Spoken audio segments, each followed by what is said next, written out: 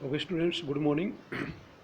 Yesterday we have completed that in the Cold War there were two superpowers. One was US and second was USSR. तो अभी इन दोनों ने blocks बन गए थे. ब्लॉक्स क्या होता है, कई देशों का संगठन बना लिया था इन्होंने. अब उन ब्लॉक्स के बारे में पढ़ेंगे आज हम. The western alliance was formalized into an organization, the North Atlantic Treaty Organization. जो वेस्टर्न अलायंस था, जो पश्चिम का जो संगठन था, वो कहलाता है North Atlantic Treaty Organization, NATO, which came into existence in April 1949, जो 1949 में एग्जिस्टेंस में आया. It was an association of 12 states. इसमें 12 देश थे. Which declared the arm attack of any one of them in Europe और North America would be regarded as an attack on all of them. Each of the states would be obliged to help the others. इन्होंने क्या कहा, जो 12 के 12 देश हैं, इस प्रकार की संधि की गई कि इनमें से किसी भी एक देश पे हमला होता है तो जो अमेरिका है वो उस पर हमला करेगा, या 12 के 12 देश जो 12 कंट्रीज हैं वो एक दूसरे को कोऑपरेट करेंगे. The eastern alliance known as the, ये कौन सा था, वेस्टर्न. अब आता था ईस्टर्न. ध्यान से देखेंगे, एक वेस्टर्न. वेस्टर्न कौन थे, जो 12 कंट्रीज थे जो अमेरिका के साथ थे, नाटो, जिन्होंने वो नाटो संधि की थी. The eastern alliance known as Warsaw Pact, Warsaw Pact बोला जाता है, was led by Soviet Union, जो यूएसएसआर के साथ थे. इट वाज क्रिएटेड इन 1955, 1955 में क्या हुआ, जो वार्सो पैक्ट के तहत जो सोवियत यूनियन की स्थापना हुई. It principal function was counter NATO's force in Europe. जो नाटो संधि हुई थी और जो इनके अगेंस्ट थे, ठीक है, उन्होंने जो नाटो जो संगठन बना था उसके खिलाफ, कि भाई कहीं नाटो अटैक ना कर दे, उसके खिलाफ ये सोवियत यूनियन बना था. International alliance during the cold war era were determined by the requirements of the super powers and calculation of the smaller state as noted above. Europe became the main arena of conflict between the super powers. तो जो Europe है, Europe के जो देश हैं वो दोनों उसमें बट गए, ऑर्गेनाइजेशन में, ब्लॉक्स में बट गए. कुछ देश सोवियत संघ के साथ, कुछ अमेरिका के साथ थे. जो कन्फ्लिक्ट, झगड़े का जो मेन है वो यूरोप सेंटर बन गया. In some cases the super powers used their military powers to bring countries into their respective alliance. अब दोनों पावर क्या चाहती थी कि ज़्यादा से ज़्यादा देश उनके इफेक्ट में आए, उनके संगठन में आए, उनके साथ संधि करें. तो इसलिए उन्होंने मिलिट्री हेल्प भी ली. Soviet intervention in East Europe provides an example. The Soviet Union used its influence in Eastern Europe backed by the very large presence of its armies in the countries of the regions to ensure that eastern half of the Europe remained within its sphere of influence.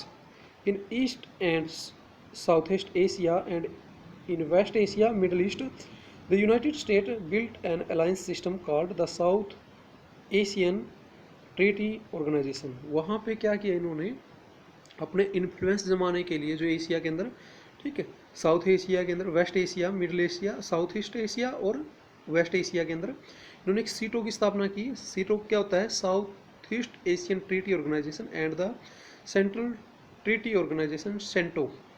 किसकी स्थापना की, SEATO और CENTO की. The Soviet Union and communist China responded by having close relationship with regional countries such as North Vietnam, North Korea and Iraq. America ने क्या किया, सीटो की स्थापना की, तो उसके रिस्पॉन्स में, ठीक है, उन्होंने क्या किया, रसिया ने चाइना के साथ मिलकर regional countries such as North Vietnam, इनके साथ, नॉर्थ कोरिया और इराक के साथ अपने रिलेशन बढ़ाने शुरू कर दिए. The cold war threaten to divide the war into two alliance. अब पूरा देश, पूरा वर्ल्ड दो सुपर पावर्स में बट गया, एक जो सोवियत संघ के साथ हैं, एक जो अमेरिका के साथ हैं.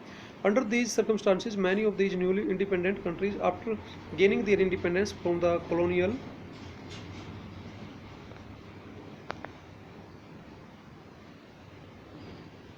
democracy and capitalism were better than socialism and communism और वाइस वर्सा. अब क्या हो गया कि दो जो पावर्स थी, एक थी कैपिटलिज्म, दूसरी सोशलिज्म. सोशलिज्म के समर्थक कौन थे, रशिया, चाइना और उनके समर्थक देश, और कैपिटलिज्म के कौन थे, अमेरिका और अमेरिका के समर्थक देश. ठीक है। अब ये पड़ता है अरेनास ऑफ द कोल्ड वार। अब जो मेन मुद्दा था जो कोल्ड वार का, कहाँ से शुरुआत हुआ था, जैसे फर्स्ट वीडियो में बताया था क्यूबा मिसाइल से। The Cuban missile crisis that we began this chapter with was only one of the several crises that occurred during the Cold War. The Cold War also led to several shooting wars, but it is important to note that these crises and wars did not lead to another world war. देखो छोटे छोटे वार कई हुए हैं, ठीक है, तो उन वॉर्स को वर्ल्ड वार के अंदर न चेंज हो, ठीक है, कि भाई थर्ड वर्ल्ड वार न हो, इसलिए कोल्ड वार चलता रहता है, लेकिन शूटिंग वार नहीं हुआ, हॉट वार ना हो। The two super powers were poised for direct confrontations in Korea 1952-53, Berlin 1958-62, the Congo the earlier 1960 and in several other places. ये युद्ध हुए हैं, कई देशों के बीच में आपस में लड़ाई हुई है, तो इन सुपर पावर्स ने रोका उनको थर्ड वर्ल्ड वार में चेंज होने से, कि थर्ड वर्ल्ड वार नहीं होना चाहिए। Crisis depend as neither of the parties involved was willing to back down. When we talk about arenas of the cold war, we refer therefore to areas where crises and wars occurred or threatened to occur between the alliance system but did not cross certain limits। हाँ, अभी भी जैसे Azerbaijan और दूसरा जो countries था उनके बीच में लड़ाई हुई, ठीक है, कई सपोर्टर देश पहुंच गए वहाँ पे, ठीक है, तो सपोर्ट करने वाले, तो उससे क्या होता है, धीरे धीरे 5 देश हो, 10 देश होते हैं आपस में, वो उसके समर्थक आ जाते हैं, फिर रशिया ने एक कंट्री का साथ दिया, अमेरिका ने दूसरी कंट्री का साथ दिया, तो थर्ड वर्ल्ड वार की सिचुएशन क्रिएट हो जाती है, ठीक। A great many lives were lost in some of these arenas like Korea, Vietnam और Afghanistan.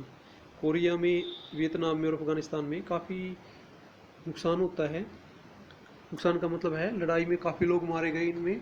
A nuclear war, but the world war spread a nuclear war and global hostilities in some cases, whose military build-ups were reported. In many cases, diplomatic communication between the superpowers could not be sustained and contributed to the misunderstanding. Sometimes countries outside the two blocs, for example the non-aligned countries, played a known role in reducing Cold War conflicts and averting some grave crises. अब ये example लेते हैं India का, जैसे कि India और India के जो समर्थक देश हैं वो नॉन अलायंस हैं, क्यों, उन्होंने ये कहा था कि हम किसी भी ब्लॉक्स में शामिल नहीं होंगे, ना यूएसएस वाले में, ना तो यूएस में और ना यूएसएसआर में, ठीक है, ना तो कैपिटलिज्म अपनाएंगे ना सोशलिज्म, मिक्स्ड इकोनॉमी अपनाई थी बहुत सारे देशों ने। देखो जो समर्थक था वो इंडिया था, बाकी देशों ने फॉलो किया इसका, जो मेन था इंडिया, कि भाई किसी भी उसमें ब्लॉक्स में शामिल नहीं होगा, बाकी देशों ने भी इसका समर्थन किया।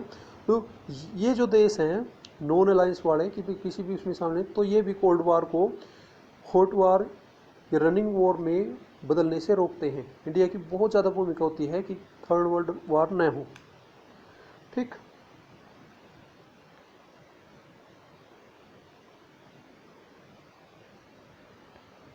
ओके स्टूडेंट्स, यहाँ तक करेंगे आप, ठीक, इस पेज तक, फिर आगे नेक्स्ट पेज पे करेंगे। यहाँ तक यदि कोई भी क्वेश्चन है, कोई डाउट है तो आप पूछ सकते हैं।